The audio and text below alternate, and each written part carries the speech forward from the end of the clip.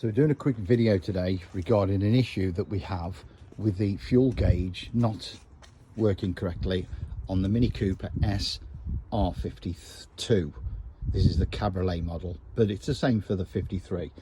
It's the twin tanks in the back and the gauge is just showing no fuel even though it's full.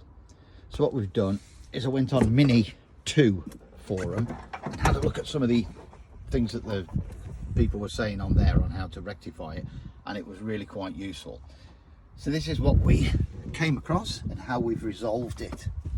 So going into the menu on the dial, put the phone a bit closer, by pressing the button you can see that we've got a value of 166 and 220. That's showing 166 in the left, 220 in the right. When I press the button to get it to 6.1, showing a total of 386, so it's adding the two values together correctly. Press the button again and it's showing me that I've got a 3 on the left hand side, which indicates the fault, but it indicates the fault as something's not reading something, as opposed to number 2, which is generally a sender issue. So reading through the fault codes and the information that's given on the Mini 2, which I think is absolutely invaluable, this is what we came across.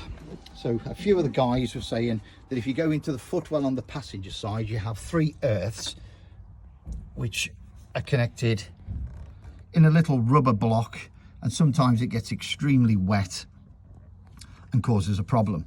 So what we've done is we've cut the cables back and exposed them, and I've put them into a Wago just so I can run a few little experiments. So to start with, we can disconnect the 2 cables which come from the fuel pump block and the filter block which run through the tank, and then that gives me an opportunity to find out exactly what's going on.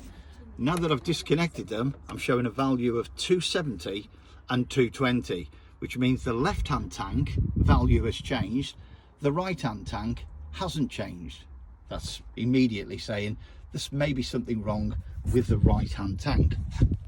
So I go back and now I'm going to connect one of the cables back into the earth of the body, only one of them this time, connect it back up, and let's have a look what's happened. Absolutely nothing. Great. So now I go back, I'm going to disconnect that earth. I'm doing all this one-handed and very poor video, so I apologise for that, but never mind. Open the Wago up, and now I'm going to put the other cable in there and close that up. Now what's happened? All the values changed, so it's showing me immediately that there's nothing happening coming through that earth cable. So the next thing we did is we did a little continuity test from the block down to these cables. I'm just going to put the phone down while it then gives me back to where we were before. So then I thought, well, I don't really want to start and rip all the pumps and everything out if there is a potential fault somewhere else. So what I did is I went onto eBay and I purchased, quite inexpensively, a new pump and sender second hand, and they were sent through. So my process is to now remove the plug from on top of the existing fuel pump. As I remove that, it goes back to 270 as it did before. Now what I'm going to do is I'm just going to put the phone down. I'll try and balance it actually, so we can balance the phone. Probably not very well. It's not looking good. So we'll get on with that whilst I connect the new stuff that I've got off eBay. There we go. Have some of that. So pop that back in, throw that back down there, and now we're showing a value of 270 193. By moving the gauge, sorry, I'll show you what I'm doing. By moving the float outside the vehicle now, I can see that I've got 168. I'll move it up slightly. 175, 183, 201. Okay, so let's bring it to about, well, let's leave it at 191. Now I go to the float on the other side. Oh God, too old for this. And we're going to move this little bad boy up and down a bit.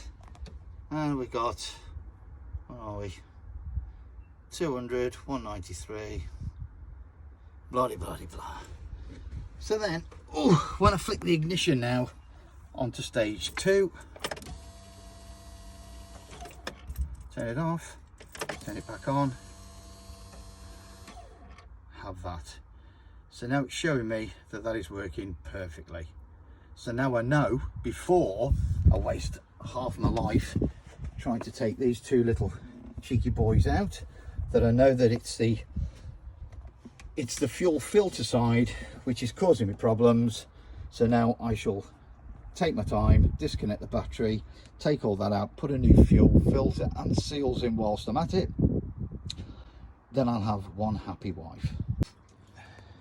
Second part of the issue with the fuel gauge not working on the R52 Cooper S 2004 model. So initially we went through the diagnostic system on the computer and it indicated that there was a fault on the sender on the fuel filter side, for which we tested everything through and it appeared that there was a fault there.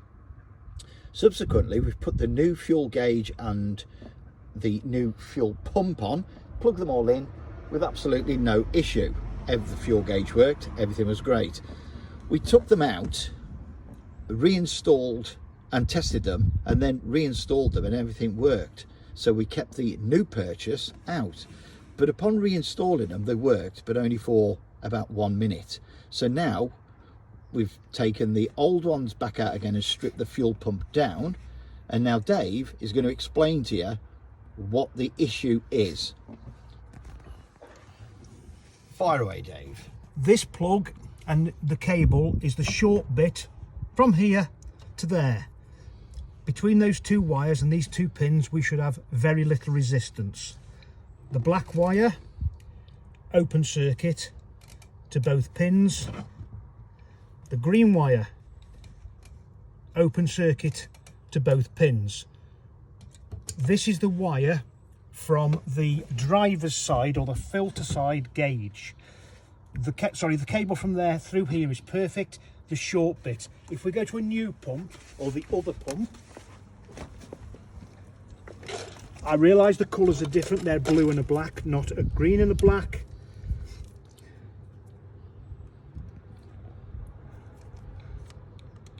But that is what we should get. 0.2 of an ohm. Good cable. The other one, 0.3 of an ohm. Good cable. So although the pump is working fine and the sender and the cable on the filter side are working fine, the short bit of cable from this plug to there has gone faulty, which is why you're getting no reading from the the filter side sender. Happy days. Hope this helps the people globally. A little bit more free knowledge from Steve and Dave. Marvellous. So now we've got the fuel pump removed from the vehicle and the light of day with two old blokes bent over a concrete floor. Go on, Dave. There is the green and black wire that go from this plug to this plug. As you can see, they've been crushed by something, and that break in the cable is enough to confuse your poor little fuel gauge. And that's probably done from the factory 2004 by when you put it in and you compress the spring, that's what's causing it. Those cables are caught up in here instead of being wrapped under this pin here. And that would have been a factory issue because that was factory sealed with the tags on. There they are. There. So never been off from day one. So there's your problem, and that's why it's been caused. Thank you very much and good night.